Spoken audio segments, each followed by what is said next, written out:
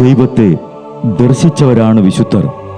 ആ വിശുദ്ധരോടൊപ്പം മാലാഖമാരുമായി സ്വർഗീയ ആനന്ദത്തിൽ ആയിരിക്കുന്ന ഞങ്ങളുടെ വാത്സല്യനിധിയായ അമ്മ ത്രേസ്യാളിൻ്റെയും പ്രിയ സഹോദരങ്ങളായ മണിദാസിൻ്റെയും ബ്രൈറ്റിൻ്റെയും പാവന സ്മരണയ്ക്ക് മുൻപിൽ ബ്രൈറ്റ് ഗ്രൂപ്പ് ഓഫ് അക്കാഡമീസ് പ്രാർത്ഥനാപൂർവം സമർപ്പിക്കുന്നു ഇന്നത്തെ വിശുദ്ധർ.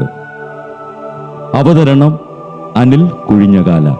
ആശയം മുത്തയ്യൻ ആൻഡ് സെലിൻ പ്രിയ.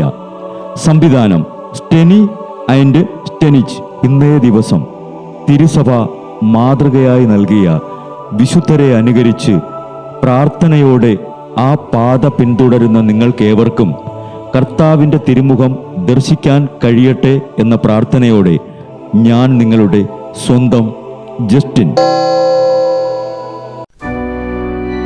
ഇന്ന് ഫെബ്രുവരി 8, വിശുദ്ധ ജെറോം എമിലിയാനിയുടെ തിരുനാൾ.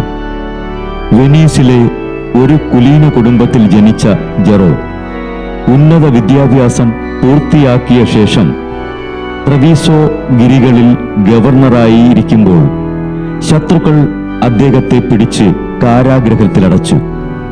ജയിലിലെ കഷ്ടതകൾക്കിടയിൽ അവൻ മാതാവിനോട് പ്രാർത്ഥിച്ചു, "അങ്ങെന്നെ സ്വതന്ത്രനാക്കുകയാണെങ്കിൽ ഞാൻ ഉത്തമ ജീവിതം നയിച്ചുകൊള്ളാം."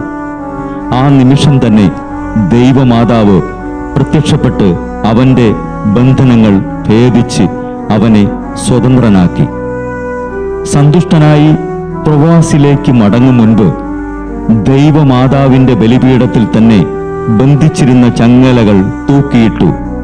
സ്വഭവനത്തിലെത്തിയ ജെറോം ഉപവിപ്രവൃത്തികളിൽ പൂർണ്ണമായി മുഴുകി. വെനീസിലെ തെരുവീഥികളിൽ അലഞ്ഞു നടന്ന അനാഥരെ അദ്ദേഹം ആവും വിധം സംരക്ഷിച്ചു. പാതുവായിലും വെറോണയിലും അനാഥർക്കായി ഒരു മഗ്ദലേന ഭവനവും ആശുപത്രിയും തുടങ്ങി. ഭക്തരായ അൽമായരും വൈദികരും അനാഥശാലയിൽ താമസിച്ച് അനാഥരെ പഠിപ്പിച്ചുകൊണ്ടിരുന്നു. അവർക്കായി ജെറോം ഒരു നിയമാവലി എഴുതിയുണ്ടാക്കി. അങ്ങനെ ഇന്ന് നിലവിലുള്ള സൊമാഷയിലെ ക്ലെരിക്സ് റെഗുലർ എന്ന സന്യാസ സഭ ഉടലെടുത്തു.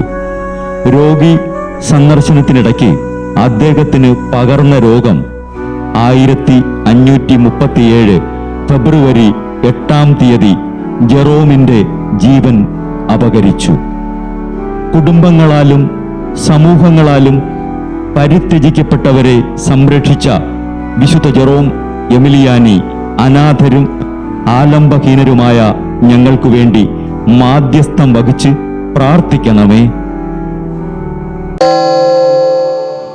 ബ്രൈറ്റ് കുടുംബത്തിൽ നിന്നും കർത്താവ് തൻ്റെ മുന്തിരിത്തോപ്പിലേക്ക് വിളിച്ച് പൗരോഹിത്യം നൽകി അനുഗ്രഹിച്ച റവറൻ ഫാദർ ബിൽ ബ്രൈറ്റും സന്യാസത്തിലേക്ക് വിളിച്ച് അനുഗ്രഹിച്ച് മണവാട്ടിയാക്കിയ സിസ്റ്റർ മരിയ ജോസും വിശുദ്ധരെ അനുകരിച്ച് ഇവിടെ ഈ ഭൂമിയിൽ ആത്മാക്കളെ നേടാനായി ഇരുൾ വീണ താഴ്വരയിലൂടെ നടക്കുമ്പോഴും പൈശാചിക ശക്തികൾ വിടാതെ പിന്തുടർന്ന് പീഡിപ്പിക്കുമ്പോഴും മരണം നിഴലായി കൂടെ നടക്കുമ്പോഴും ദിവ്യകാരുണ്യം എപ്പോഴും ആത്മാവിന് കരുത്തേകും പോലെ തിരുവചനമെന്നും പാതയിൽ വിളക്കായി ജ്വലിച്ച് ആ ജ്വാലയിൽ അനേകായിരം ആത്മാക്കളെ നേടിയെടുക്കാൻ സകല വിശുദ്ധരെ, മാലാഖമാരെ ഇവർക്കു വേണ്ടി എപ്പോഴും കർത്താവിനോട് മാധ്യസ്ഥം വഹിച്ച് പ്രാർത്ഥിക്കണമേ.